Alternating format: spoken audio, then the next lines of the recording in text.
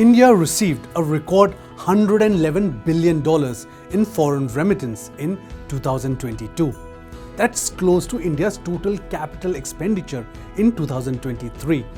According to the World Migration Report 2024 by the International Organization for Migration, it's a major feat since India is the first country to ever cross the $100 billion remittance milestone. Well, what is the significance of India's $111 billion remittance record? News9 Plus Decodes. Well, let's begin with the basics.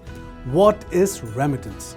Remittance is the money or the goods that migrants send to their countries of origin. Well, how many Indians live abroad? The World Migration Report says India is the largest source of migrants worldwide. 18 million Indians lived abroad in 2020. The number increases by about 2.5 million every year. 3.4 million Indians are in the UAE, 2.7 million are in the US, and 2.5 million in Saudi Arabia. So, why is India's remittance inflow on the rise? According to World Bank data, India's inward remittance has grown significantly in the last decade. It was the top receiving country in 2010, 2015 and 2020. In 2010, India received $53.48 billion. In 2015, this figure grew to $68.91 billion. In 2020, it rose to $83.15 billion. This trend underscores the significance of the growing Indian migrant pool and the Indian diaspora abroad contributing to the country's growth and development. So, which countries receive the highest remittance? In 2022, the top 5 countries for inward remittance were India, Mexico, China, the Philippines and France.